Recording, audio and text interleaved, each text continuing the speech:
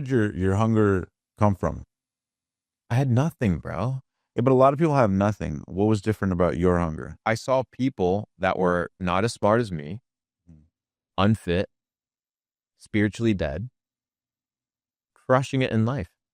Mhm. And I said, I can do the exact same thing How old as were all you? of these How people. old were you? 16 when I Yeah. moved to the United States.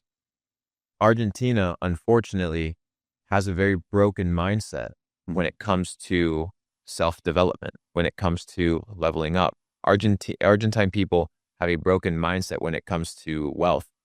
There is what's the word in Argentina? Mhm. There's pride in being poor. Mhm. It's like it's a good thing. Yeah. You're a person of the field, Yeah. and that's fine. But that's just not me. Mhm. I want to travel the world. I want to meet incredible people. If it wasn't for money and it wasn't for status, I wouldn't be where I am today. Mhm. So once you're born, you get to choose the game you want to play. Mhm. You get to choose the character you want to become. Mhm. You get to choose the life that you want to live. Did you have a role model that showed you this, or you just trial and errored it from the younger kid? The Bible, man. The Bible teaches you all the truth that you need to know about the world. It teaches you how to think. It teaches you what to stay away from. It teaches you what to pursue. The Bible tells you that if you pursue truth and you seek it and you find it, it'll set you free. Mhm. It tells you to stay away from women. It tells you to stay away from the things of the world. It tells you to stay away from the things that corrupt your soul, not because it's trying to take from you, Mhm. but because it's trying to prevent you from doing things that are going to affect you and hurt you and break your communication connection with God. Mhm.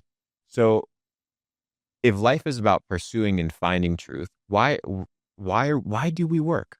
Why do you work 50, 60 years just to make it? My content is designed specifically for people to realize these things, for people to wake up, for people to have self-realization. You can't tell people the truth and then they believe it. They have to experience it. Mhm. They have to go through it. We've had experiences together where it's like epiphanies hit you, and unless they hit you and unless you're able to perceive them, you're not going to believe them. Right. And people You need need to to be, they experience it. need to Yeah. experience it. Yeah. So if you don't feel confident, Mhm. do something that will create the scenario that will give you validation towards continuing to pursue that dream Mhm. or pursuing that venture. If you want to become an entrepreneur, go try. Mhm. If you want to make money, go try. Yeah, you're going to fail many times. But what do you want to do? Succeed at something easy that yields no result? Yeah. No, go fail at something hard. The worst that'll happen is the same thing that'll happen even if you live a great life. Nobody's going to remember you. Did you You're still going to die. did you have any like pretty bad failures early on, or did you catch? Because I know you had some good success I early had on. two big failures. Yeah. What was the two worst failures? I had two big failures in business and one big failure in investment. What was the worst it ever got for you financially? Well, in 2018 bull run, I lost everything. So I went all the way up. My portfolio did 160x. It was a crazy bull run. And then I lost it all. Then I started saying, hey, I need to make more money and get into e-commerce, built up my revenue stream, decided to go on my own spiritual journey, Mhm. stopped all my businesses. All of those went to zero. We're doing about $1 million a month in revenue. Mhm. So one of them was a self-induced hit, and then the other one was a complete liquidation by listening to people that didn't have my best financial interest in mind. What prompted you to start those businesses? I needed money to get back into crypto. So I made money in crypto and I said, this bull run's going to come back around. How much did you start with in crypto? I bought, I think, 3 Bitcoin, 2.5 Bitcoin at $588. What was it? 2016. 2016. Yeah. I always tell the story. I used to work at the restaurant when you get cash tips. I would go to Wells Fargo on the mobile Mhm. kind of deposit at nighttime, deposit the cash, instant deposit into the checking account, would get home, get on Bitstamp, buy Bitcoin. That was my routine. And someone you heard someone talking about it at the restaurant. A waiter told me about Yeah. Reminiscence of a Stock Operator, gave me a book on stocks, told me that he'd gotten into penny stocks and into biotech cheap stocks. Mhm. So my first introduction was when Robinhood had just come out. It was easy to trade, and that led me to Bitcoin. Bitcoin to me just made sense. Mhm. And it made sense to me because it was the only thing that hadn't yet succeeded in the digital space, which was money. So many other things had already translated: communities, Social media. commerce. A lot of things had already been mastered, but money, there wasn't a native currency of the internet that everybody agreed to had value. It's not that one is better than the other, that one is supreme. It's the fact that this store of value known as Bitcoin made sense because the internet needed money that was in and of itself decentralized. And when I realized that concept, I said, I'm either going to save in fiat or I'm just going to speculate and assume that other people are going to realize that this thing is as valuable as I think it is.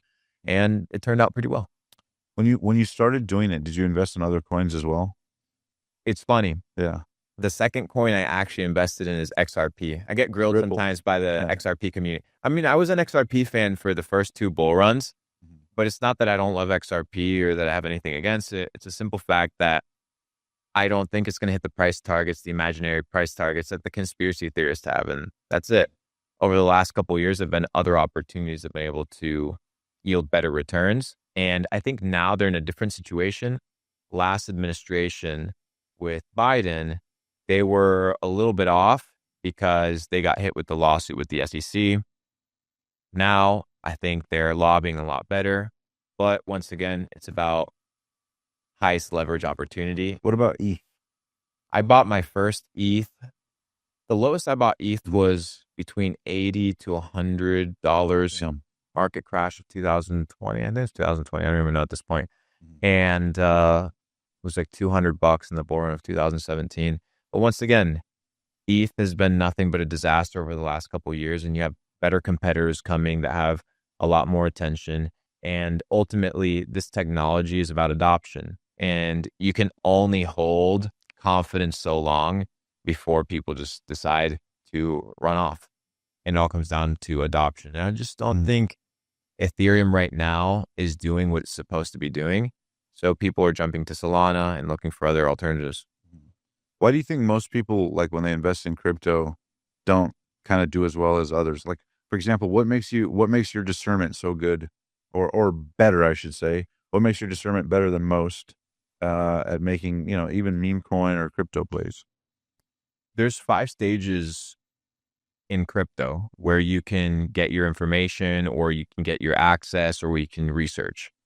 The first is the conception stage, which is your MITs, your Stanfords, your universities, where people come up with mathematical concepts, theories, the idea of blockchain. And then it goes to incubators, your Peter Thiel Foundation, things of this nature that incubate concepts of the future, 20, 10, 15 years in the past, to make sure that they're ready for the next technology.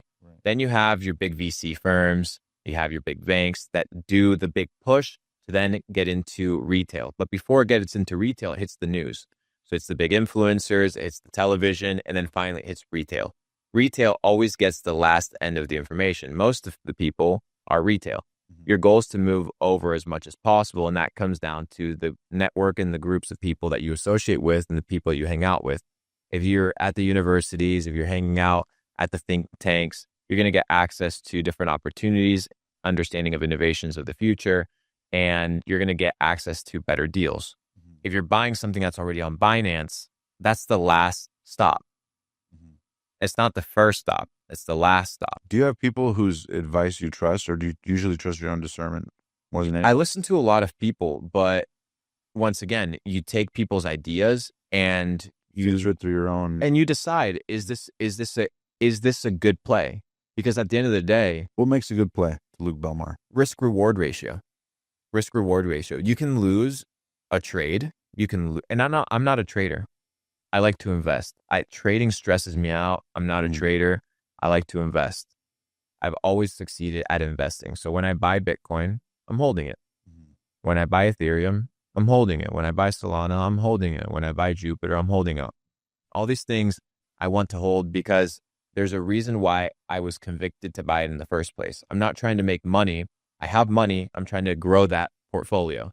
So it's a little bit of a different situation because my income doesn't come from trading. If your income comes from trading, you make different decisions. You make different decisions. I can stomach a 30% portfolio swing because I know I'm going to ride it for the next 2-3 years. What's different?